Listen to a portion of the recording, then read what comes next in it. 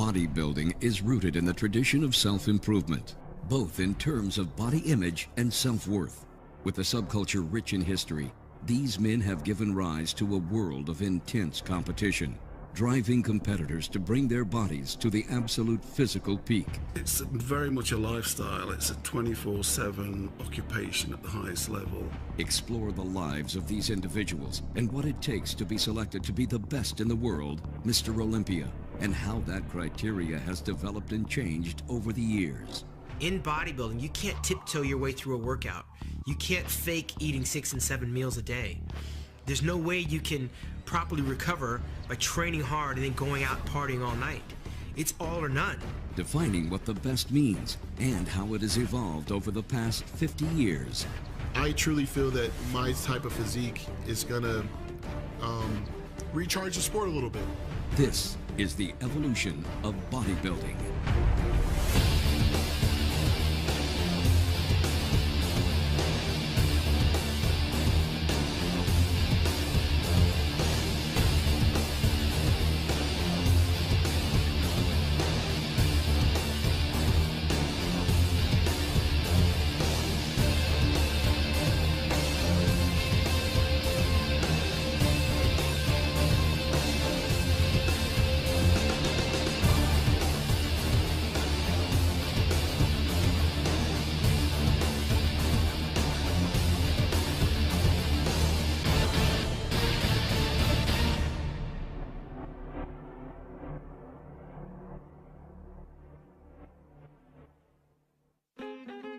Before bodybuilding became a controlled sport, men of great strength were seen as curiosities rather than athletes.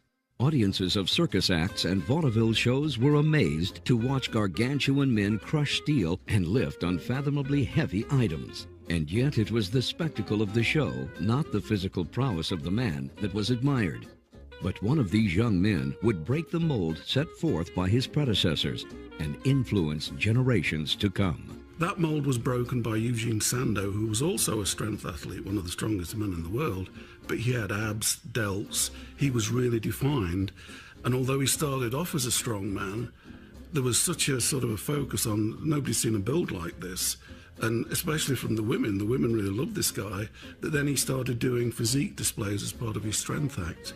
Sandow's memorable musculature became a favorite among audiences in the late 1800s, and with his fame came great influence. Sandow was a shrewd businessman. He published several books on physical training and opened the Institute of Physical Culture in Britain. His fitness magazine, Bodybuilding, gave the future sport a name. But Sandow's long-lasting contribution to the bodybuilding world was the very first physique show, called The Great Competition. With a legacy that the entire bodybuilding world owes its success to, Sandow has been unforgettably remembered as the father of bodybuilding. The real first bodybuilding contest was held at the Albert Hall. He organised it, didn't compete in it because he would have walked it. And the guys were judged. There was 12,000 people there to see it. One of the judges was Conan Doyle, who's the author of Sherlock Holmes.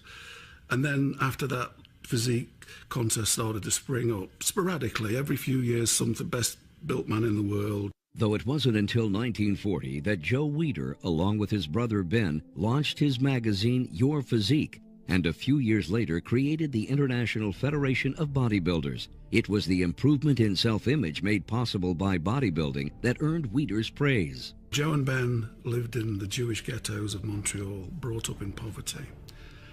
And they founded an industry, the bodybuilding and fitness industry. Now, we've all heard multiple stories of Jewish kids coming out of ghettos and getting into the movie industry or business, but these are established businesses. They were already going, and they got involved. They built the whole thing from nothing. You know, Joe ran his first magazine, produced his first magazine on his kitchen table on a mimeograph for $7. Ben traveled the world in the 50s to places. In those days, air travel wasn't as easy as it is now. He went to China and Russia. Here's a Jewish guy going to Egypt and you know, getting them in the bodybuilding fold. There was no religious or racial barriers, you know. So they were really unique in what they did. The 1950s were drawing to a close. and the sport turned industry's focus to the next decade was about to shift almost universally to California. And who better to personify the iconic California lifestyle than the legend Larry Scott? Yeah, Larry Scott was the personification of the California beach boy, even though he was born in Idaho and his blonde hair was dyed. I met Joe in '61 through the magazines because I was appearing in the magazines, and he took an interest in me and started putting his arm around me and started seeing how he could help my career, just out of the goodness of his heart, and for his business too. You know, he was trying to get some pictures of the guys for his magazines, so it was a win-win situation. The biggest magazine in those days in the 30s and 40s was Strength and Health, run by Bob Hoffman, who did bodybuilding but was more into weightlifting. He'd give them preference. And at that time, there was a real struggle going on between Bob Hoffman and Joe Weider. And Bob Hoffman hated bodybuilders, but he was a powerlifting guy. And so he thought that was sissy stuff to be a bodybuilder, and you should be showing you how much you could lift and everything. So they didn't get along. He used to hold contests, bodybuilding contests, but in conjunction with the weightlifting. And the weightlifting would take first, go on first. And the bodybuilders would not come on till midnight. They were like second-class citizens. Joe wanted to give bodybuilders the proper respect and forum. I said, I want to be Mr. America. And he says, why don't you enter my contest? And it was the IFBB. And it was just starting, this idea. And I thought, I didn't say it to him, but I thought, who wants to win IFBB? Who knows IFBB? I want to win AAU, Mr. America. That's what I want. I said, no, Joe. I said, I got my heart set on AAU. He says, you can't win that. I says, why not? And he says, because that's fixed. He picks who wins that contest. And I said, well, I think I can do it. I still can. So, and I met Isaac Berger, who was a powerlifter. And he says, I know Bob Hoffman. He says, you got to meet him. You got to get to know him. You got to get in good with Bob Hoffman, or you'll never win his contest. So he said, at the next Mr. America, which was in Santa Monica, in which Joe Benda won it, he said, you come backstage after that contest, and I'll introduce you to Bob Hoffman. I said, all right, great. So we went backstage at the AAU, and he took me up to Bob Hoffman, and he says, Bob, there's someone here who wants to meet you. Larry Scott would like to meet you. And Bob Hoffman turned around, he looked at me, and he said, oh yes, I've seen him in other magazines. And turned his back on me. Isaac Berger walked off, and I'm standing there on stage. He's got his back turned to me and just leaves me there. And I thought, I walked off. And I thought, here I'm talking to Joe Weider, and he's giving me all this help and encouragement and everything. He turns his back on me when I want to enter his contest. I said, that's it. I'm done with AAU. Joe Weider, you know, he was a visionary, and he established the Mr. Olympia contest in 1965, and the reason he established it, there was two federations, and you could win Mr. America once, and that was it. You could win the IFBB Mr. Universe, but then there was nowhere for these guys to go. So he said, I want to create the ultimate bodybuilding competition, and he was having dinner with Larry Scott in 1964. We were sitting there having dinner, and we started talking about, and I had just won the universe, and they said, we need to come up with a contest in which all the Mr. Universes can compete in. All the Mr. Americas, Mr. Universe can compete against one another to see who's the best in the world. I said, that's a great idea. Maybe we get Bill Pearl and these other guys that were heroes to come in. I'd like to see how I would stand up next to them. And Joe says, look, we're going to get a new competition, and what are you going to call it, Larry said. And they were drinking Olympia beer. This is a true story. And Joe said, well, call it Mr. Olympia. Let's not call it that. That's a beer. Let's call it something that sounds health-producing or something, like Mr. Broccoli. That was what I said. But something better than Olympia. Well, anyway, I lost. We voted on it. He says, no, Olympia. He says, think of Mount Olympus, like the grandeur of that. And I said, yeah, I can see that. And so we decided then there to call it Mr. Olympia. Now, if they'd have been drinking Schlitz Malt Ale, we'd have had Mr. Schlitz Malt Ale now, you know. Well, let's see. I won the first Mr. Olympia in 1965, and they provided $1,000 gift. First time. I mean, you had to pay your own way to get to the show. You had to pay your own flights, everything. You had to have a job too, because nobody was paying for your supplements or anything like that. You had to have a job, so you worked, make the time to the gym, you go to school. And I had to rush from the school over to the gym, get my workout done. Then when Joe gave you $1,000 gift, that was great, man. $1,000 was a lot of money then. And people still say Larry's effect on the audience, they've never witnessed anything like it. When his music came, he walked out in silhouette and just stood there. And of course, with those arms and those delts, you could tell it was Larry Scott and the hair. You know, he had his own particular shape. He had these great arms, great delts, and he posed, and the audience went nuts. They were standing on the chairs, jumping up and down, and people that were there, I wasn't there, say it was like Beatlemania. It was just absolutely raucous. And I got a chance to meet Larry Scott and saw him pose from the audience, and wow, what a moment that was. I mean, you've probably read about that, about Larry Scott, his appearance there was just tremendous. I never saw it, never had the opportunity to go and see the Mr. Olympia when Larry Scott won. But I remember reading religiously, and he was so impressive in those days. You know, he had that blonde hair, he had that real California look. The next year, we Mr. Olympia, and I said, I'm going to go in this one more year. Because I know that the happiness doesn't exist on the stage. It exists in the family. So I want to win it the second time, so at least I can say that it wasn't a one-time thing. I won it twice. And then I'm going to retire. Larry won the Olympia in 65 and 66 in really outstanding fashion. But he was also aware of somebody coming up behind him real fast. After I was given the trophy, the second Olympia, I said, I want you to appreciate their loyalty and their adulation and everything. And that's what I told him. I told him from my heart. It was a great honor. It's not something for a little Pocatello kid to get this kind of an honor.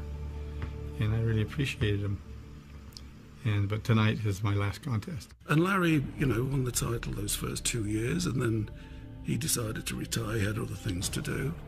And along came Sergio. When Sergio Oliva came onto the scene, his presence was impossible to ignore. Blessed with an enormous amount of raw talent and driven by a true warrior spirit, Oliva ascended the ranks of his contemporaries with a grace that made him seem almost unreal. His nickname, The Myth, was well earned. Joe said, I got a fella here that I want you to meet. He's from Cuba. And he got a great body, and Joe was always bringing those kind of things just to spur you on. And so Sergio Oliva came walking back. He couldn't speak any English at all then. He was just spoke Spanish totally. But I looked at his body and I thought, I am never going to beat this guy. I'd already decided I was going to quit, but I thought, I'm glad I'm quitting because I know I'm not going to beat this guy. He's got natural blessings in his body, his proportions, his size, everything was just magnificent. I've never seen a bodybuilder like him. I first met Sergio Oliva outside Gold's Gym when it was on 2nd Street in Santa Monica. That was the second location. And I still can remember these arms coming out of a Hawaiian shirt with a split in it in order to give him enough room for these huge arms. Sergio is one of the most gifted genetic bodybuilders there ever was. This huge chest, huge arms, flaring thighs, tiny waist. But he was just this incredible display of genetics, and everybody was impressed. Nobody's ever not been impressed by Sergio Oliva. Now, I had the good fortune of meeting Sergio and becoming friends with him early on. We competed in the 1966 Junior Mr. America contest in San Jose. That was the first national contest I'd ever competed in. I was 19 at the time. And when I met Sergio, I had never seen anybody that genetically gifted. Still to this day, I haven't. I well remember this. Sergio only weighed 197 pounds that day, yet each one of his thighs measured 29 inches. His waist was only 27. He was so far advanced over the rest of us Everybody else could have just posed their ass off, and Sergio could have stood there, and he walked away with the contest. And Sergio just rewrote the books in terms of, you know, round muscle bellies on the small joints. He had this small head that made everything else look massive. You know, it's an illusion. I'd been to a couple of universities and seen all the guys, Arnold, Draper, Park, you know, and impressed, you know. The first time Sergio walked out, I just went back in my seat. He ambled out. There was this, is this human? You know, it was like some sort of holograph that had been made out. The roundness of the muscles, the small waist, the size of his arms when he hit the poses. I've never shot back in my chair at anybody since. You know, it was just amazing. Though Sergio Oliva was in the best shape of his life in the early 70s, he was succeeded handily by Arnold. As one titan faded and a new one rose into the spotlight, it was the IFBB that was slowly on the rise as the 1960s came to a close. Well, yeah, along came the 70s, and you know, the culture of the country and the world was changing rapidly with, you know, pop music and everything. The Vietnam War was in full force, which then became such a political issue here in the States.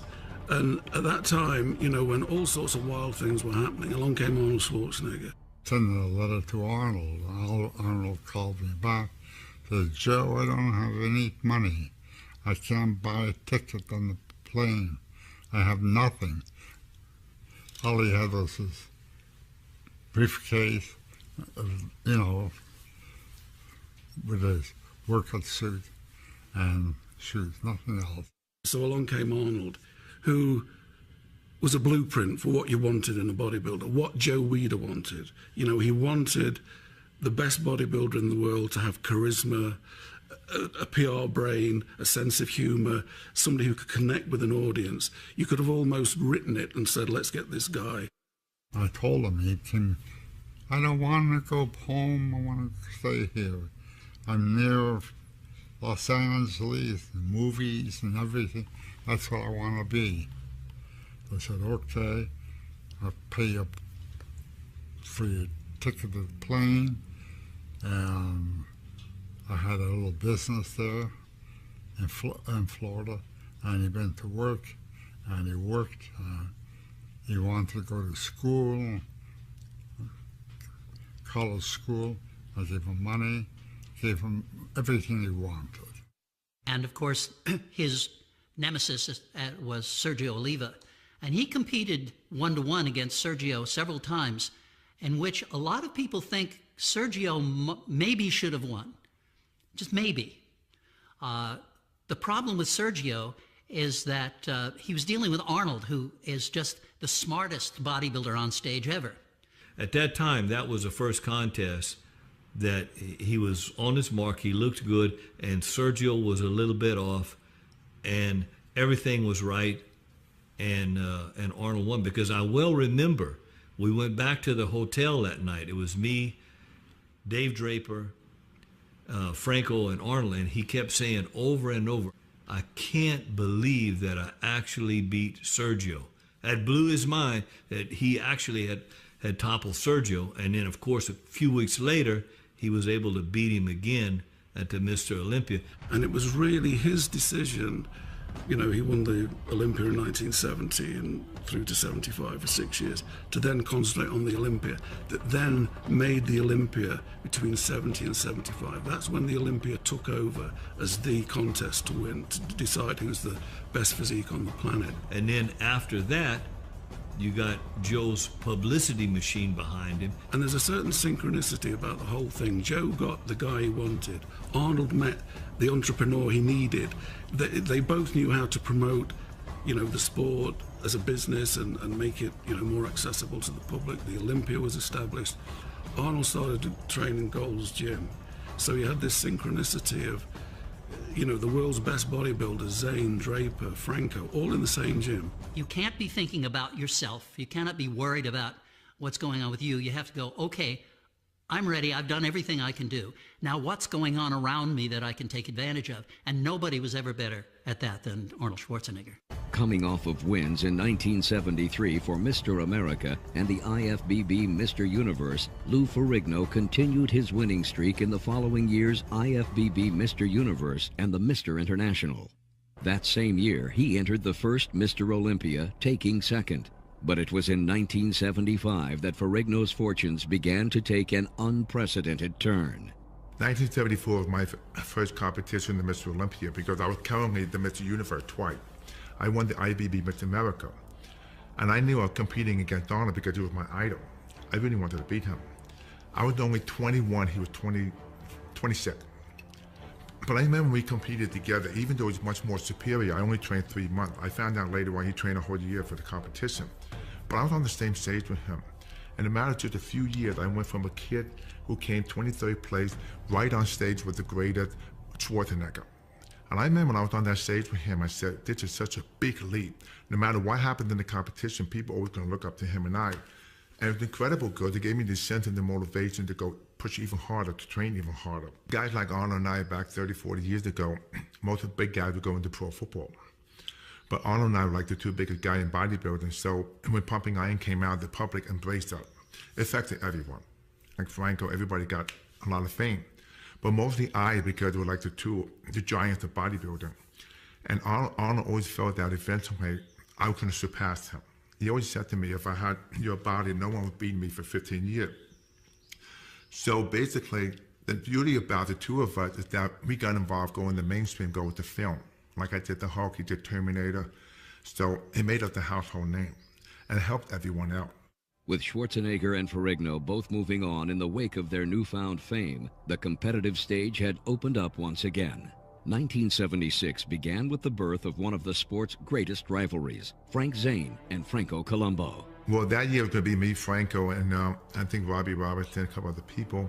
I really wanted to win that year because I trained the whole year. But doing the Hulk, it changed and made me so well known because if I walk down the street, everybody knows me. Nobody knows who Franco is. So I made that decision. That's why I came back to competition, because I wanted to stay in the game. But I could not pass the Hulk up because I was the Hulk my whole life. It's a wonderful opportunity. Unfortunately, it had to happen before I was able to compete. The bodybuilding has always been a progression. The prize money gradually crept up. In '76, I think the total prize money that Franco won was $5,000.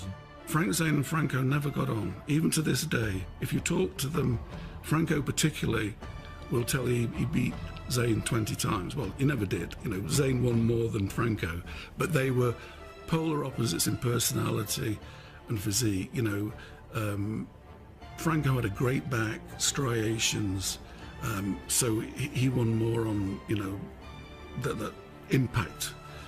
Zane was like a walking statue. You know, he practices posing to perfection. You know, there's every pose was thought out so that the waist would be kept slender, the leg would be splayed out to show the quadriceps and calves and everything. I think I was much more meticulous than anybody else that competed at that time, and probably even now, because that was my background. I was trained in the sciences. I was prepared to teach chemistry.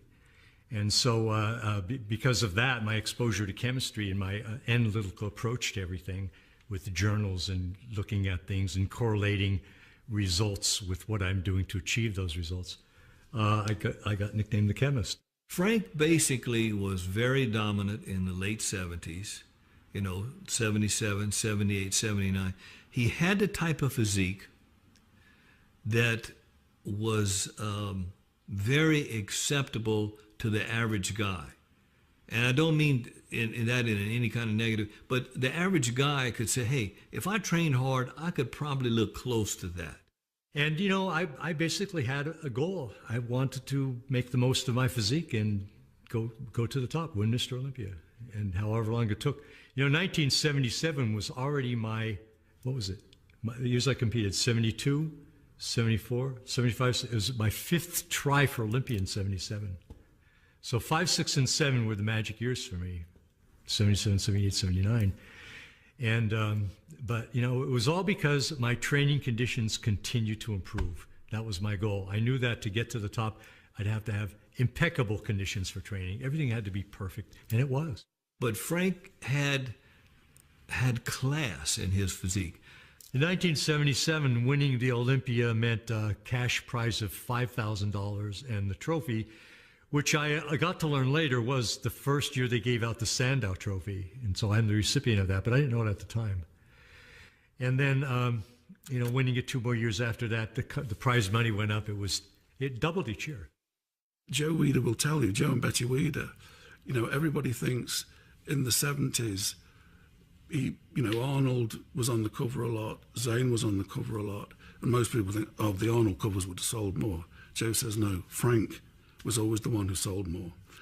Until Arnold became a film star and everything, and that went to a different audience.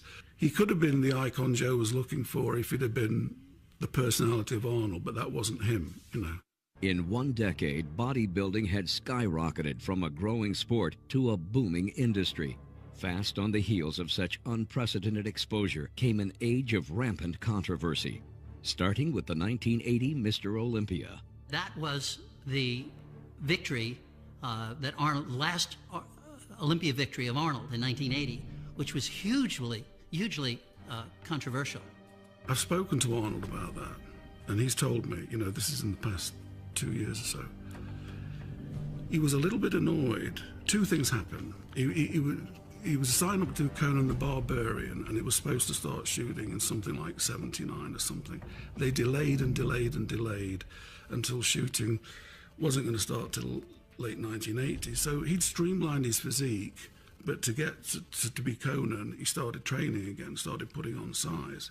But he kind of like educated the public, like, I'm so active, I still got this physique, I'm doing a Conan movie, but you have to have an audio, and his audio was fitness. It was a smart move he made. So I learned from that, because in the point of view, you want to stay in the game being active, you don't want to lose your fan. But he was also very irked by people like Mike Mensa, who sort of debunked Arnold's training theories. Arnold was a volume guy, trained 6 times a week, twice a day, 20 sets of body part.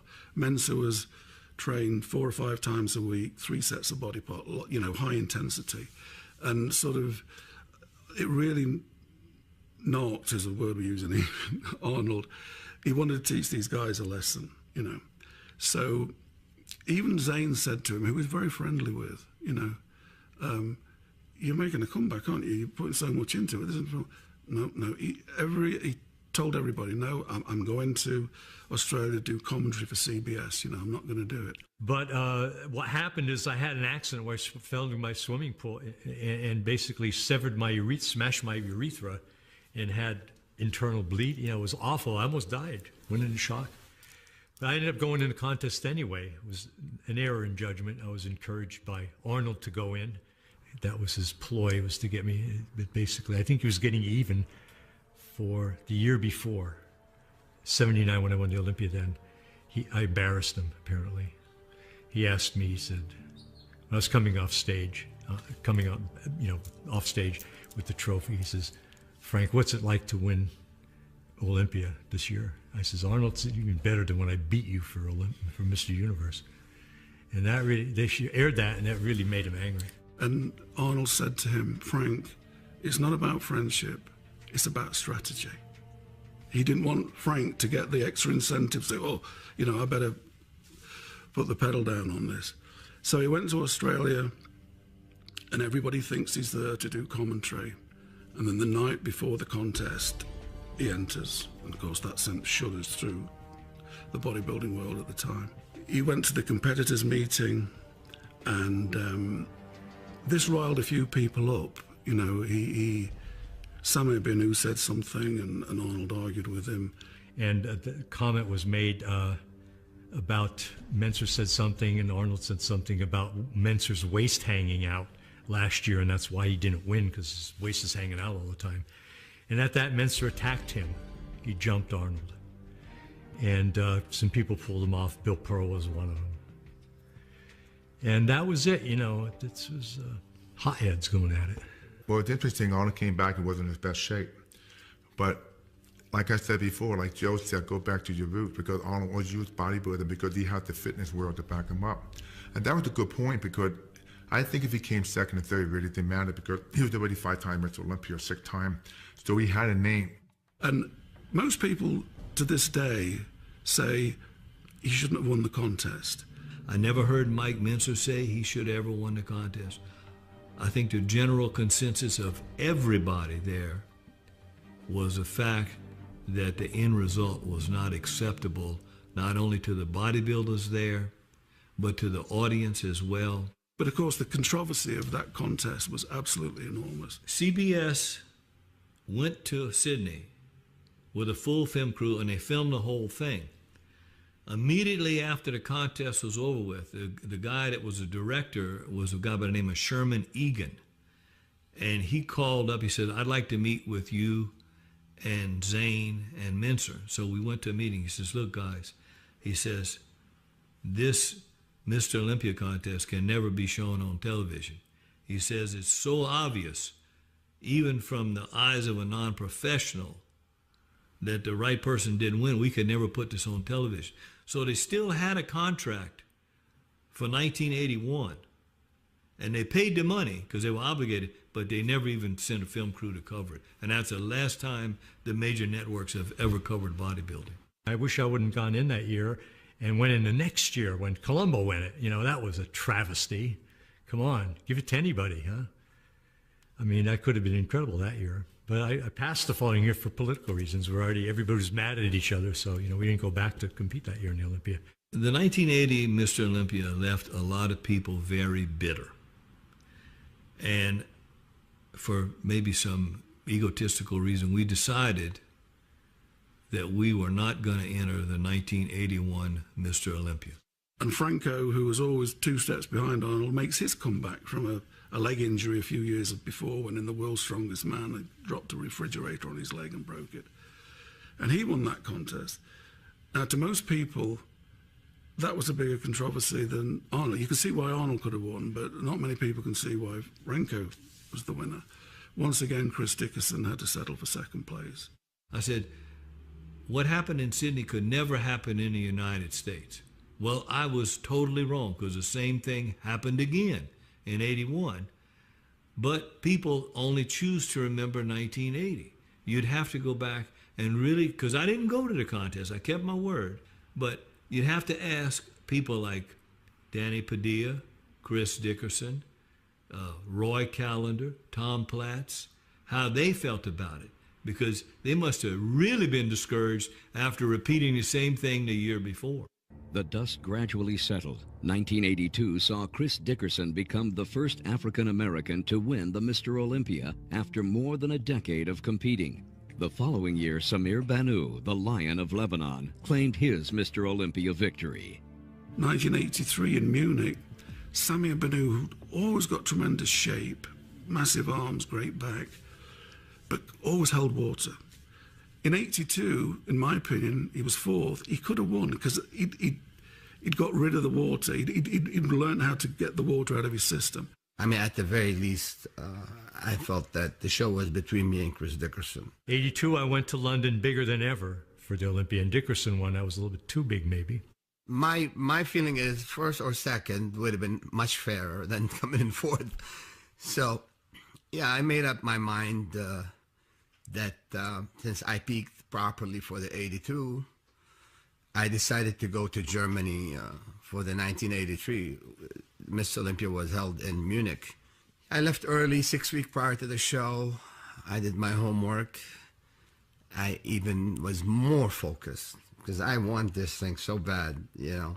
So here I'm preparing for the first go round, man, and I peaked at 243 pounds. I entered the show at 233 pounds, the same weight I won the IFBB World Championship. So what happened to the 10 pounds? What happened? Yeah, I put myself through, tough preparation, and good enough, we managed to win it. We got it done. He came out and he had a Christmas tree back that like nobody had ever seen before, massive arms, and he won the contest. I went into that show, I placed third. You know, Samir won it that year, and I think Muhammad Makawi took second. I took third, Frank Zane took fourth. And already I could see the tide turning, you know, as Lee Haney placing third ahead of me and Samir winning it, you know. I figured, well, this is it. I got to retire sometime, you know. Now is it. I'm in great shape. I'm going out looking my best. So that was the last show. I think being Mr. Olympia for Samir, he had to travel a lot of He wasn't as prepared for 1984 as he was the previous year. And I don't think anybody was prepared for Lee Haney. Lee Haney came along with a combination of size and good aesthetics. There was nothing blocky about Lee. He had a great shape. And part of that, by the way, is because I always describe him as a guy with mastodon muscles but not mastodon bones. Haney got into bodybuilding because he broke his leg twice playing high school football. That is, he had this massive muscle structure, but his bones and joints were smaller. That's how come he got the taper.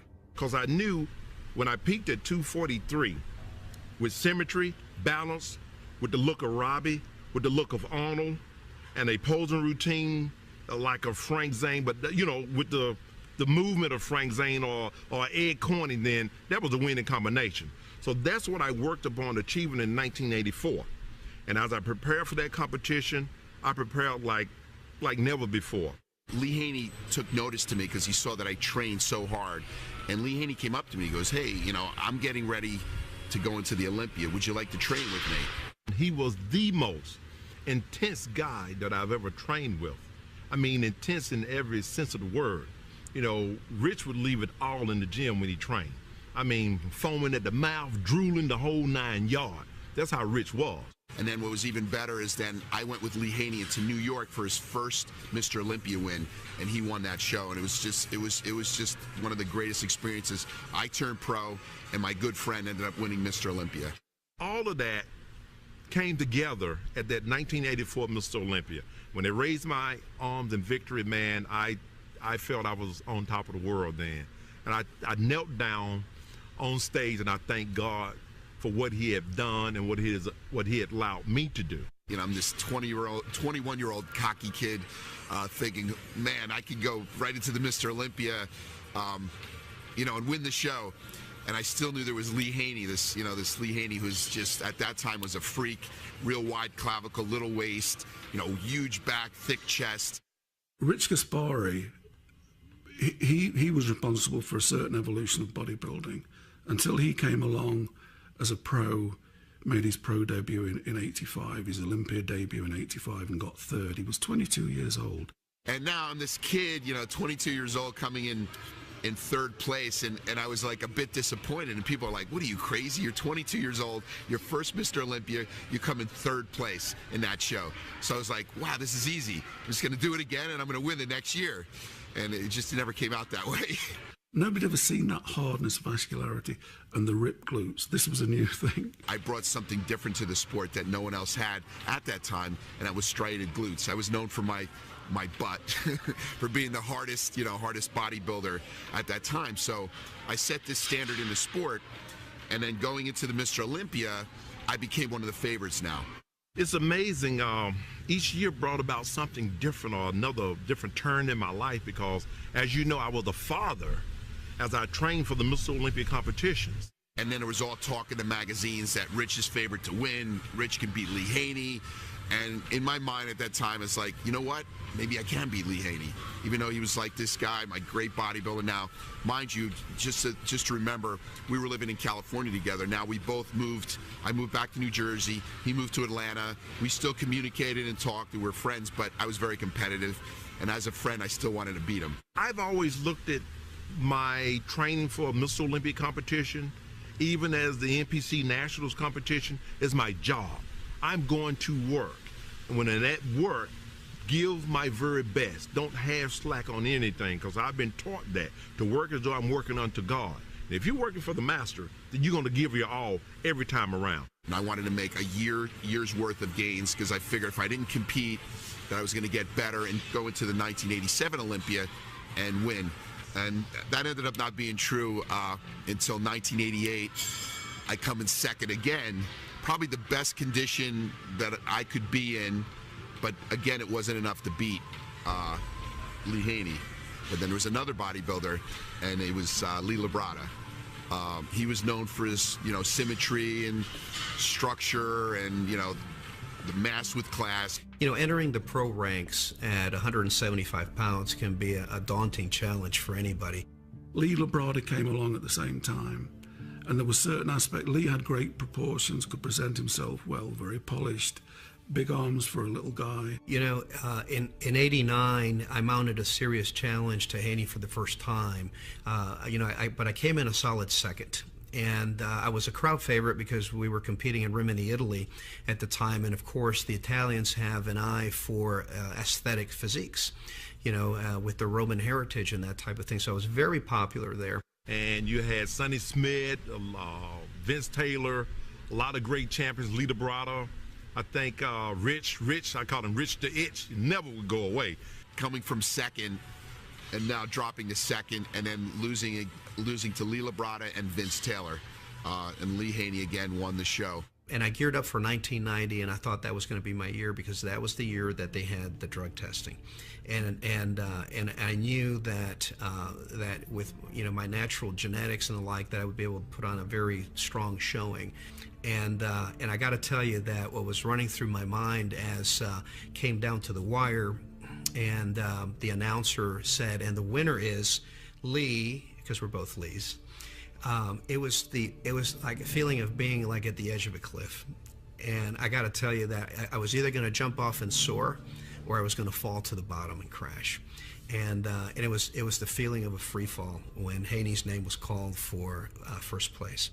But again, it was the size factor that Haney had. It was like, well, you can beat me on that, but take that, you know, and it went like that. And Labrada came very close to toppling Haney, you know, in Rimini in Italy, and in 1990, which was the drug-tested contest. But it was not to be, you know, and again, Lee Labrada would have been a magnificent Mr. Olympia in personality and bearing. I was very young as a bodybuilder, and I started seeing things happen in me. I started getting injuries and actually almost going into like a burnout, you know, with competing. Going into then the 1990 Mr. Olympia, ended up getting 5th place in that show, so I dropped another place, and I was like, oh my God, I'm done, you know, in bodybuilding. You've got to feel sorry for Rich, because if Lee Haney had never existed, he'd have been at least a 3-time Mr. Olympia, because he was second 3 times in a row at a phenomenally, you know, most pros today, well, they're not turning pro until they're 30, and he was doing this at 22, 23, 24, you know, and, you know, he was another magnificent guy. I talked to Shirley. I said, baby, you know, I've done 7 Olympias in a row. No one has ever done 7 in a row. And I said to her, well, what do you think about that being, you know, it? Being a competitor surely is. She looked at me and said, it? What do you mean, it? She said, you gotta do 8. What are you talking about? Let's don't even have this conversation anymore. That's my wife. And so that gave me enough zeal and fire to go on to do that 8th Olympia. But along came a guy who was equal in size and poundage and had good shape. Everybody decries Dorian Yates' shape, but he's got the shape, he's got the proportions, you know, there's no long torso or short legs, or he's got the back and everything. And Lee Haney knew he was a threat. And if you're looking to knock out a Titan, you got to have a guy, at least in my mind, you got to have another Titan. And they went at it in Orlando in '91. The symmetry round, Lee Haney won. The muscularity round, Dorian won. I don't know if it's the first time, I haven't seen it since, where there's just a 2-man pose down. It was Dorian Yates and Lee Haney, and I was the first guy to go on stage to have the stature and the body weight to stand next to Lee Haney. And I enjoyed being the underdog. And the crowd was going nuts. These 2 big guys, nobody'd seen 245, 250-pound guys, 2 of them going at it in condition, you know. And it took 4.5 minutes, because I timed it, for them to do the then 7 compulsory poses, and they gave everything, you know. You couldn't be beat. That was my mindset. That's what I worked on my entire career. And it all came together when I chose the music Excalibur. That was the return of the king. In 1984, his first Mr. Olympia, he posed to the theme from Excalibur. And so the certain symmetry took place, because his last contest he posed to Excalibur again. Gave this magnificent performance, and of course won the posing round. So I went into that competition in perfect peace. At the end of the night, my arms was raised in victory. and he took home the 8th Sandow, and that was the end of his competitive days. And Lee Haney, I think if you had to say who was the first gentleman of bodybuilding, who is the greatest ambassador we ever had and still have, it's Lee Haney. A new age of self-awareness had hit the bodybuilding industry at the turn of the 1990s. Industry leaders sought a presence at the Olympic Games. The innocence of years gone by started to erode as athletes began submitting themselves to drug tests. Well, I think the feeling was that there needed to be drug testing because, there was a hope. Ben Weider wanted to get bodybuilding into the Olympics, so we had to sort of approach IOC standards in drug testing. We all got notified that they were going to be instituting a drug test in, I believe, like October. So that was introduced for the first time at the 1990 Arnold Classic. I won the Arnold Classic Championships, and a week later I wound up in Columbus, Ohio, and I won the competition with perfect scores. $60,000. Mike Ashley had gotten second place there. Mike Christian was third. And I went on a tour of Canada, and while I was there, I got a call from Wayne DeMilia a week later that my drug test had came back positive, and I have an opportunity to check sample B either in Westwood, Los Angeles, or in Chicago. However, I was on tour, and I couldn't do anything about it. NBC filmed it. They had to re-edit it. They were showing it at a later date. Mike Ashley was the winner. Very clunky. So my next call was obviously to Joe Weider, like, what do I do here? I mean, this is a time when they didn't have the internet. They didn't have Twitter. They didn't have Facebook. They didn't have cell phones where you could text message stuff. So there's 4,000 people that were in Columbus, Ohio that wouldn't be notified of this information for nearly 3 months. And Joe Weider had just said, basically, Sean, stay on your game, do what you have to do. You're one of our, most highly decorated athletes. We are going to support you and prove them wrong in Chicago in 1990. So it was about 8 months I had between losing $60,000 and watching the Arnold Classic Championship go right through my hands to trying to get redemption in Chicago. So the 1990 Mr. Olympia was going to be drug tested, so they decided to test all the guys before, so you'd know who'd failed on Friday, so we wouldn't have the embarrassment of taking the trophy off somebody. Was I baffled by the test results? Of course I was. I didn't think I would test positive because, based on the athletes talking amongst each other, certain drugs work certain ways and they're faster acting and they're, in and out of your system. And of course, none of us knew how to pass a test.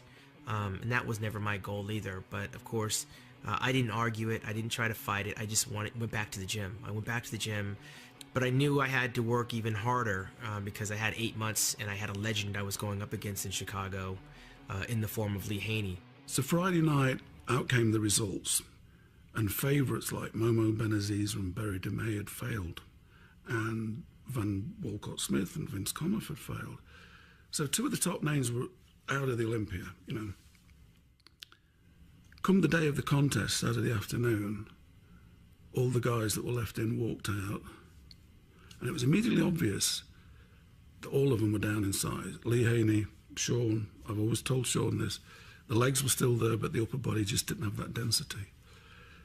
There was three guys who looked the same as they always did. That was Mike Christian, Francis Benfato, and Frank Hillebrand. Everybody else was down a bit. Lee Labrada, Gaspari, all of them were down. But then another thing happened. Vince McMahon launched his World Bodybuilding Federation. He said he was going to just do a magazine, and he had a booth at the Olympia. But at the conclusion of this Olympia, his guys, Tom Platz and others, went round handing out, announcing the new federation, the WBF, the World Bodybuilding Federation. When he was doing very well with professional wrestling and decided he would try his hand at bodybuilding, it sent earthquakes through the whole bodybuilding landscape. Everybody thought McMahon, with all his money and everything, this is going to happen. And suddenly we knew who was in there, the likes of Stridham, DeMay, Quinn, Mike Chris, really big hitters that were top 6 finishes in the Olympia every time they were in it. Mike Quinn was there. Vince McMahon had just entered into bodybuilding and was coming along with the WBF, a new federation. offering more money, and he secured 13 bodybuilders away from the IFBB, which made some things a little bit easier for some bodybuilders that were in the IFBB because he took a few good guys. The amount of money they were offered was enormous. I think Berry was getting $300,000 a year. This is back in 1990. And even somebody like Lee Haney's contract with Weider would probably be 40 or 50 grand at that time, so it was enormous.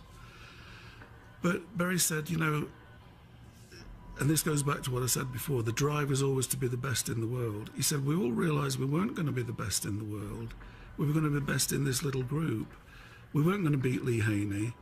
And somehow the drive went out of it, and some of the guys were far from the best. I think what knocked the legs out from Vince McMahon was the scandal he had with the steroids.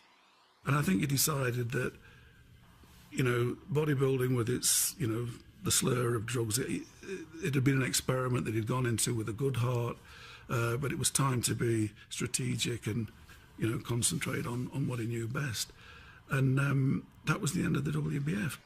Had he had some good management, I mean, what makes you extremely professional, that formula that works so well in wrestling ain't going to work in bodybuilding. And he applied that same formula, and it didn't work. If he would have just listened to some people, he wouldn't have wasted money, and he could have made a big dent. It might have been different, but he was the one that forced Joe to start offering contracts, because then eventually he became afraid he would lose everybody.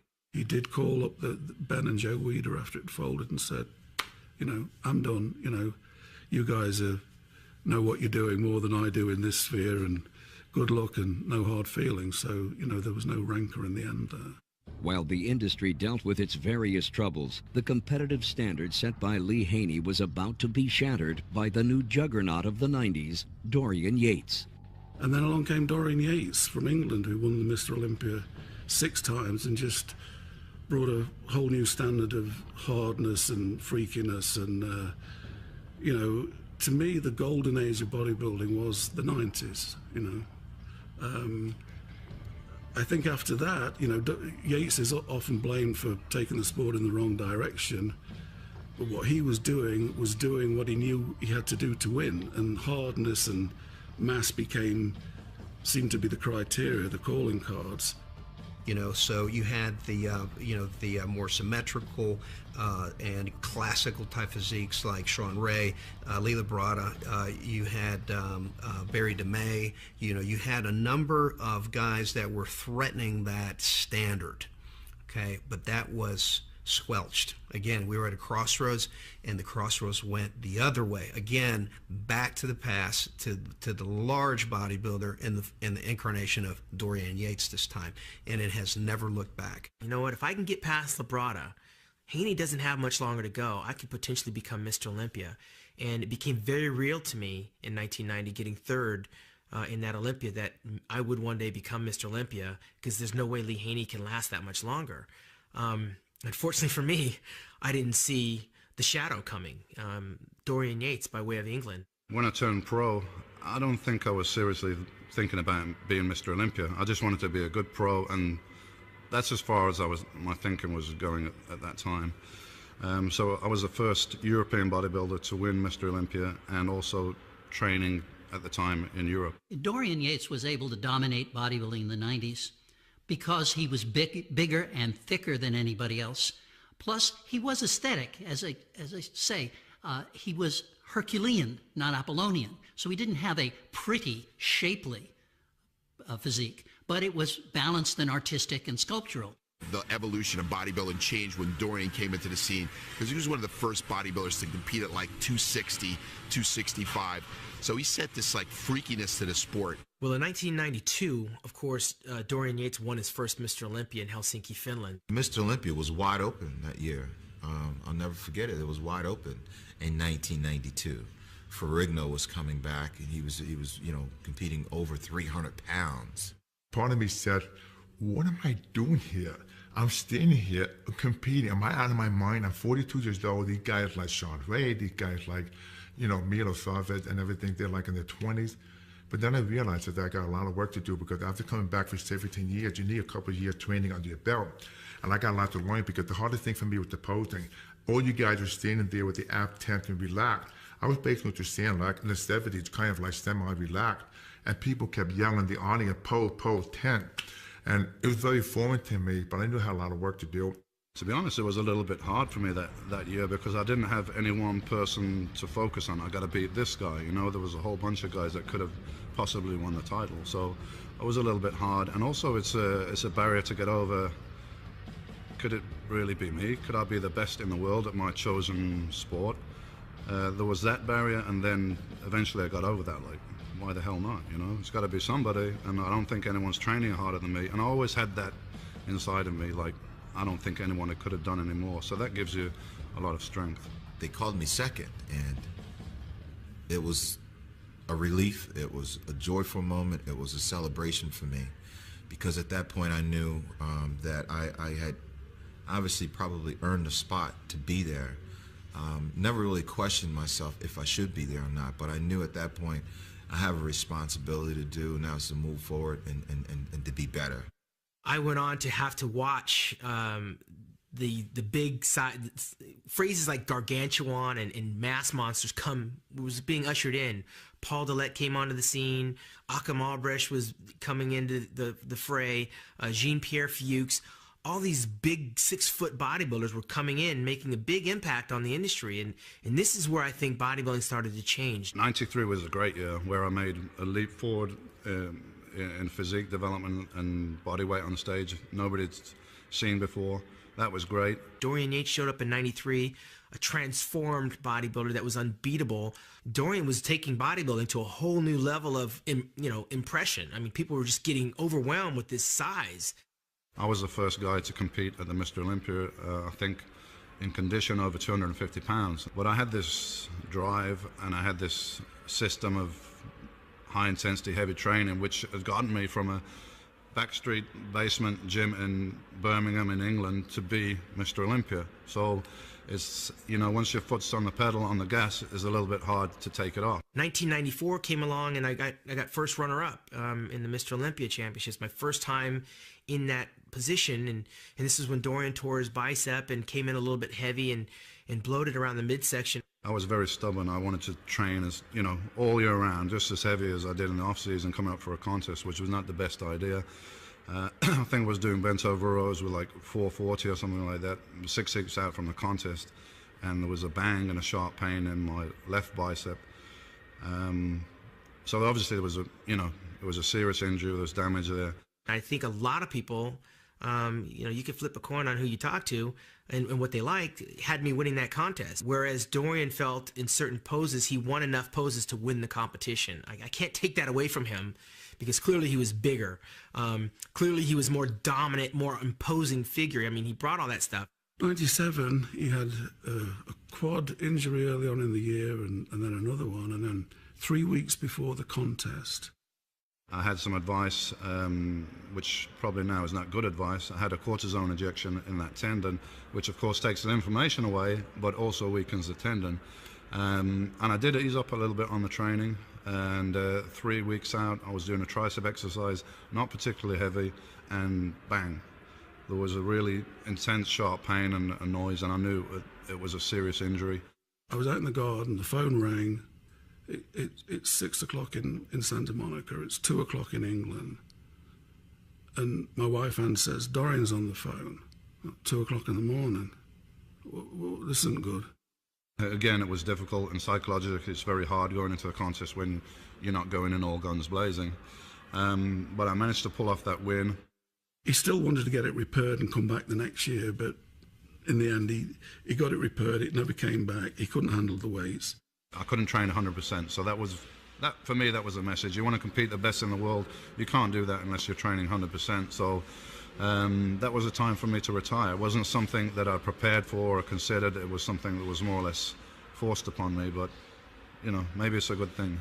And he pushed his body to the point where he tore it apart over several years. At the end of his career, he just had all kinds of damage to his body because you cannot push yourself that hard and not have the body give way. But in the meantime, he was able to get a level of development and a thickness and a hardness that the other guys couldn't get.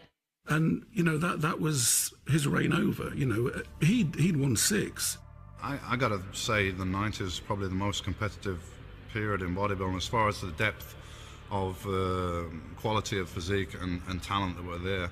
You got 6 or 7 guys there that are very, very close competitively, that could interchange at any point depending on what condition the guys came in.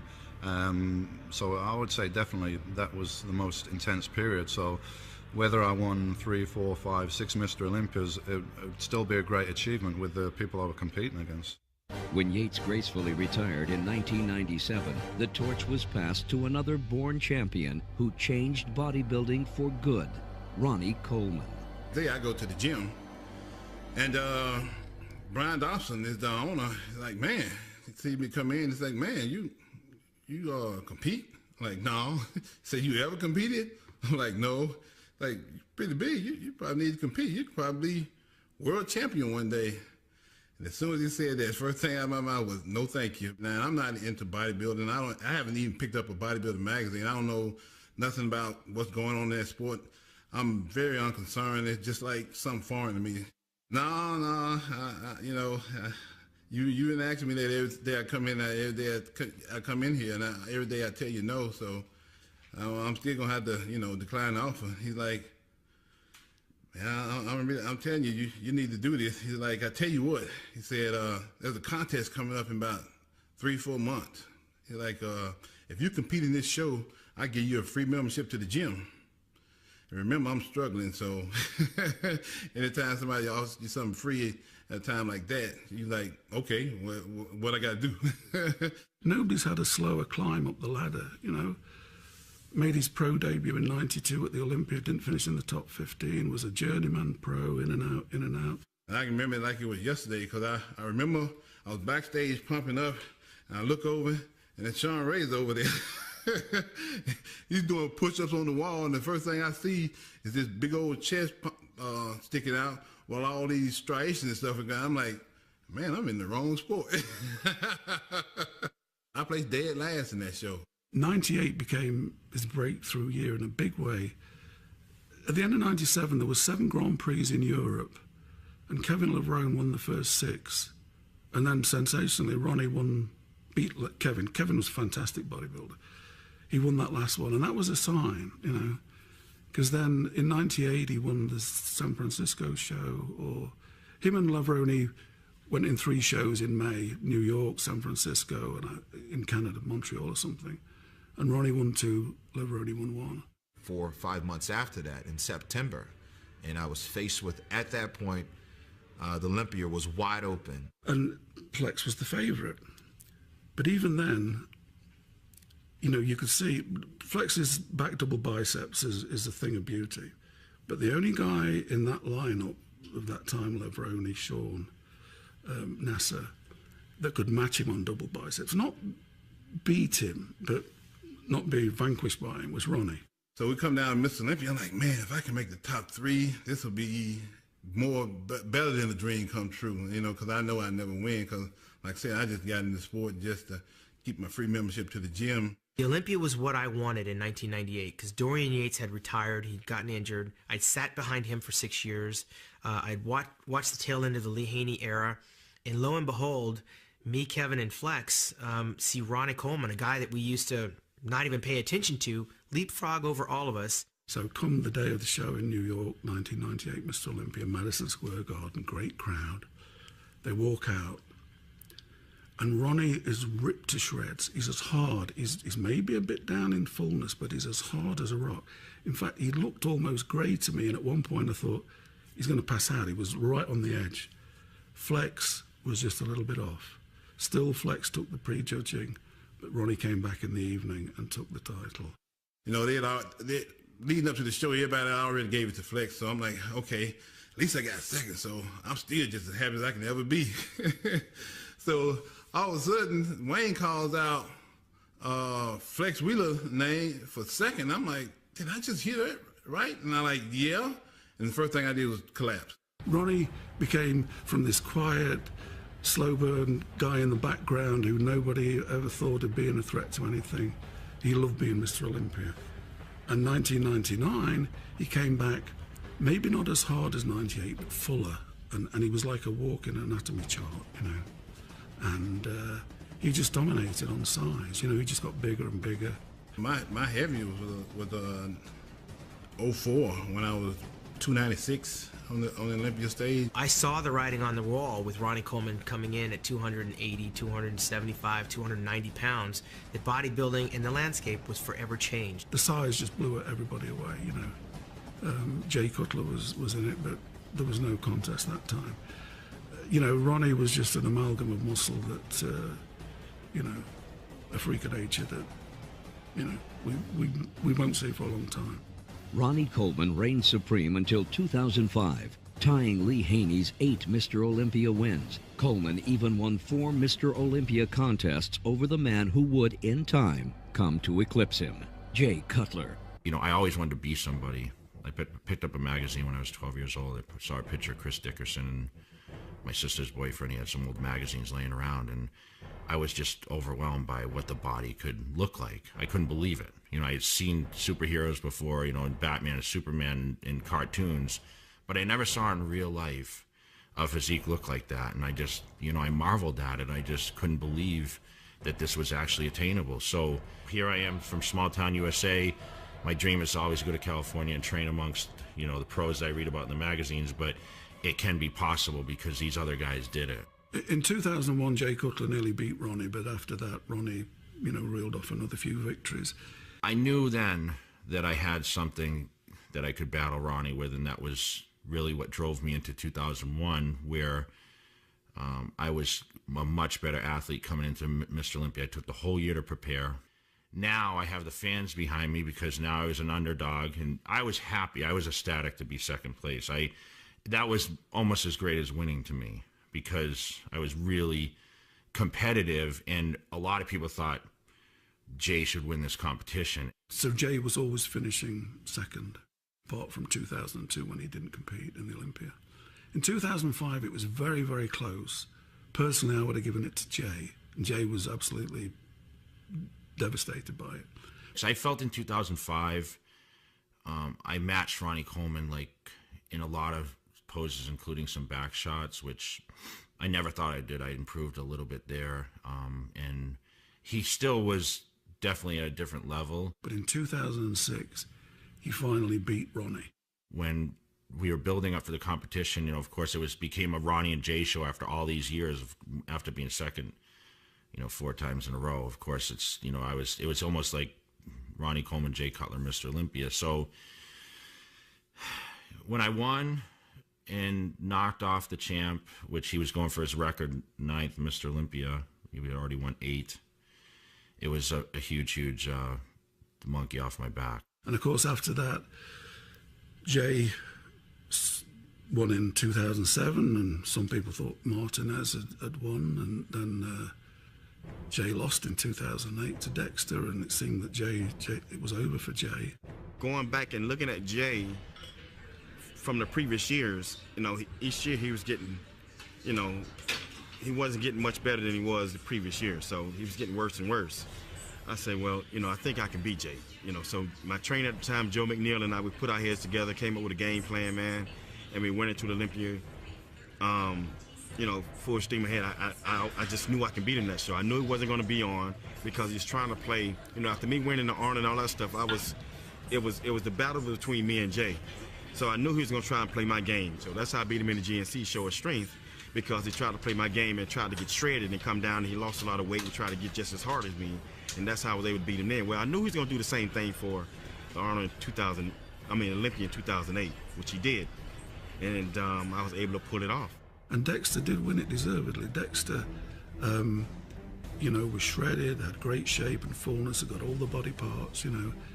Jay was a bit off, so it was Dexter's year, and he won deservedly. But when I won Mr. Olympia, I can't really put in words how I was feeling, because it took me 6 months to even acknowledge that I'm Mr. Olympia now. I mean, that really took me that long. You know, people will come up to me and they would be like, how are you, Mr. Olympia? It's like, man, I'm Dexter, you know what I'm saying? So it took forever for me to accept that name and that title. So to actually win and be on stage and just everything came out, all the dreams and everything that you can imagine that you went through in life, you know, all the sleeping on the floors and all that stuff I put my family through, all that stuff came out on stage that day, man, to win that title. So it was like, I won this title. That's what I sacrificed, you know, to get here. And then he reinvented himself in 2009. When he walked out, it was like, wow. I can't really fear any of that, and I can't fear losing because I've already lost the title and won it back, and I was the first guy to do that. And, you know, I'm only thinking victory. And he just rewrote the record books with that type of physique and then took it again in 2010. Never really been a goal to be that all-time winner. I never thought one was attainable. Now I got 2, 3, 4. Jay, I have tremendous respect for Jay, you know, on so many levels. He's like a great bodybuilder. I don't think I've shot anyone that wide as Jay. I mean, you know, he was a true freak of his time. This is what established, you know, Jay Cutler. This is who I am. And I fell in love with this iron game for so many years ago when I mentioned I was 12 years old. And now look what I've achieved. I've become the best in the world at something. That's everyone's dream. With the transition into another decade, one massive king gives way to another. One whose talents have a decidedly gifted future for bodybuilding. You know, although I didn't have as many struggles in the amateur ranks, I definitely felt that, you know, I had to learn quite a bit being a professional, because I wasn't being embraced by all the other guys, because they're saying, well, who this punk kid? He only competed for 2 years and he's pro and he's on the magazines, he's got sponsorships. You know, it just taught me that the only way I was going to earn the respect and the love was to compete at a high level, and that's just what I did, and I made sure of that. You know, I was very confident because I just knew in my heart that I'm going to shock the world. You know, I just remember Jay shaking my hand and just saying, "You're the king now." And when he said that, I just realized, you know what? He's right. If I believe in it, he's right. If I don't believe in it, anything can happen. I could lose this thing next year. I truly feel that my type of physique is going to recharge the sport a little bit. I think my physique is still growing at the age of 31. So who knows how big I may get. But at the same time, I mean, I'm not stupid. I know what got me the Mr. Olympia title. It wasn't trying to outmass anyone. It was about being more aesthetic, but yet having the muscles round, like very cartoonish, and having sharp conditioning to make those muscles stand out even larger than life. I think after we watched Phil Heath win this Mr. Olympia in 2001, one thing is sure, bodybuilding is alive and well. You know, I look at Phil and I think about myself. I think about Sean Ray. I think about, you know, Flex Wheeler. I think about size with class, mass. Sean used to say that all the time. You know, I think about Lee Labrada. I think about, you know, Gaspare, the cuts. You know, everything. He ties it all in together. I think today, where we are right now, you know, he's certainly a good champion for the sport. Phil brings a different type of flavor, one that sort of takes a little step back from the monstrous physique to more balanced size and symmetry, which that's where I'm from, so that's what I like. And I'm happy Phil Heath won because, to me, he has a beautiful body. It's aesthetic, and I hate to see the sport get to a point that we're sacrificing symmetry. In the course of just over a century, what was once a sideshow attraction had developed into a new way of life for millions around the world.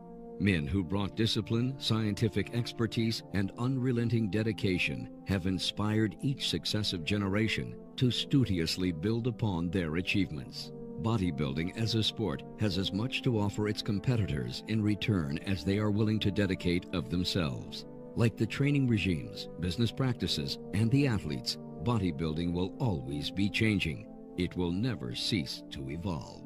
A lot of sports have evolved. You know, we use the term evolution here. What I described before, going from Eugene Sandow to Yates and guys who came after. That was evolution. But evolution usually means, you know, a process of improvement.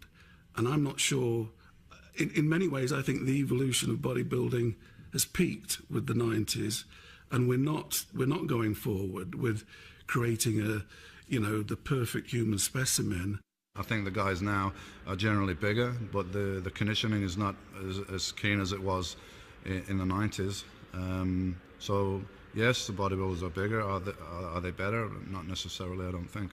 You're talking about 18 almost consecutive wins, you know, almost 2 decades of champions, Olympian champions that were freaks, you know. And it seemed that the fans liked the freaks. You know, they liked the, you know, even to this very day, you know, the freaks sells, you know, Dorian sells, Ronnie sells, Jay sells. So over that 20-year period, could it have been different? Possibly. Just think, Sean, if you won Mr. Olympia, or Kevin won Mr. Olympia, or Flex won Mr. Olympia, how things may have changed the tide. It's more of a freak factor nowadays. And I think the whole society is changing towards that. How photography is today, if you look at any bodybuilding magazine, and it's a natural evolution with how the physiques looks today. It's all about shooting big weights, you know, huge muscles, using like wide angles used to enhance it. So I shoot differently. Before I could use like a telephoto lens, you know, to shoot everything, because it makes everything in proportion, like the eye sees it, or a little bit more compressed maybe. And now you know, we use a lot of wide angle lenses used to make an arm look super big, because that's what the latest fashion is somehow. The youngsters that are getting into this sport look at the magazines, they look at the bodybuilders that are at the top now, and they realize that to get there, they're going to have to do things that they don't want to do. I look at where it is now, it is a little bit different from my eyes. You know, golly, man, I like a 63 Chevy. You know, I got a 74 Corvette. I think I'm cool. But, you know, things change. I hear all the time people complaining that the bodybuilders are too big. And I don't think they're too big at all. I think they're just heavyweights or super heavyweights. The problem is that the smaller bodybuilders just don't get enough recognition because there aren't weight divisions in the pros. There are in the amateurs. Bodybuilding is not supposed to be about mass. It is supposed to be about sculptural perfection. And if you have a guy who's 5'9", 225 pounds, absolutely perfect, he shouldn't be standing next to somebody who's 295 pounds, any more than the middleweight boxer should be forced to fight the heavyweight boxer. Weight divisions restore the aesthetic quality to bodybuilding. It's hard to say if we're heading in the right direction. It's just the evolution. It's going to get there anyway. I think the evolution of bodybuilding is along several lines. I think it's evolution in some sense, like nutritional supplements and awareness and what's available and what's known about it now.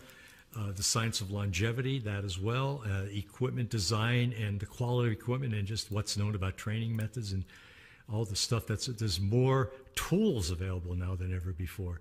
I think that pro bodybuilding is going to come back to a state where the physiques are more attractive from a classical sense. You know, I think that we're going to come full circle. I always feel that bodybuilding is going to be there.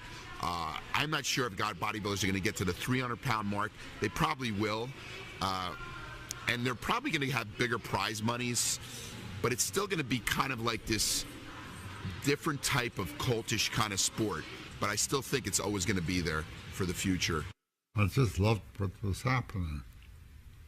I felt proud that I was doing something worthwhile, but I couldn't afford to make a single mistake. Where we are here today in the evolution, I think it's bodybuilding is positioned right now the strongest that it's ever been in the history. Just as bodybuilding has evolved and as most things evolve, starting with the core and then having a broader group of people become interested in that, but maybe not aspire to that exact same level of intensity. And so it tends to naturally evolve. And that's what I think you see in the Olympia. I think it's a very healthy evolution.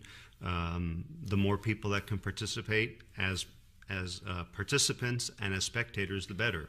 And I think that's what you see with the Olympia right now. Even though bodybuilding has evolved with certain, physique changes and a lot more money is around than it was before, Arnold and those guys, Larry Scott, it didn't justify a living for them. Today, guys can have a career out of it. Prize money has grown by leaps and bounds since those early years. I mean, for example, in 1970, Arnold Schwarzenegger won. The total purse was $1,000. Today, we have $815,000 as a total purse, which includes men's bodybuilding, women's bodybuilding, fitness, figure, and now bikini, with $200,000 being the grand prize for that the overall men's winner. So I mean, just when you look at prize money alone, it's an enormous increase. I mean, and what that means is that people are able to make a living and earn a living as professional bodybuilders. They don't need to have part-time jobs. They don't need to have full-time jobs. Bodybuilding in the early years, the athletes were required to work jobs because they didn't have the support of the sponsors, and the prize money wasn't so valued. There wasn't so many bodybuilding competitions.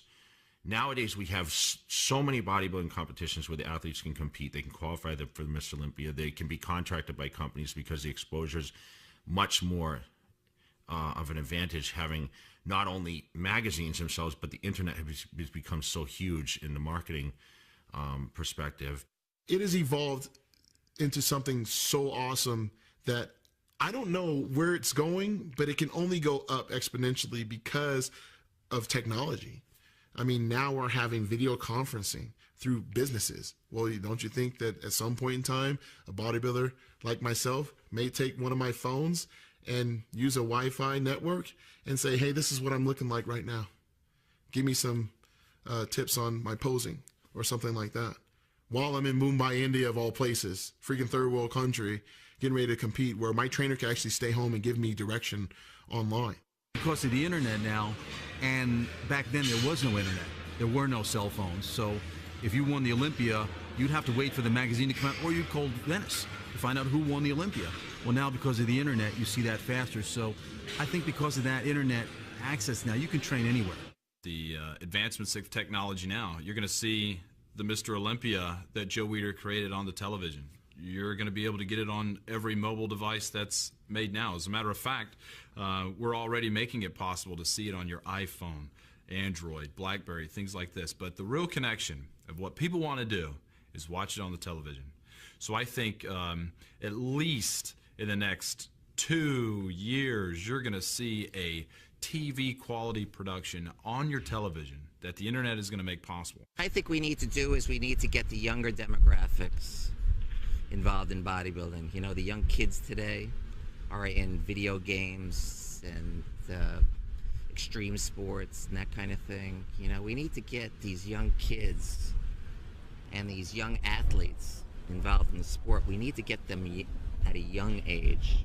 Okay, that's how we're going to really grow the participation component, you know, of the sport. Okay, so I think that is going to be the most deciding factor. I think that's going to be a challenge, but I think that's what we need to do. We need to get these young kids interested in bodybuilding. I think you're going to see a comeback of younger people getting back into it, saying this is pretty great. Maybe on a healthier way to do it, you're going to see that still, that bodybuilding era, maybe come back. Everything comes back in cycles. I think you're going to see that come back eventually. One thing we're not going to see happen is Joe's vision of bodybuilding dying off anytime soon. I think we're headed in the right direction, and you know, with people like Jim Mannion at the helm, Rafael Santoja, we are in very good company, in very good shape in terms of where we're going. It'll be interesting to see what happens over the next 10 years. I'm going to just sit back and enjoy the ride. The big prediction I made in the late 50s and early 60s, how bodybuilding would change the whole world. And it did.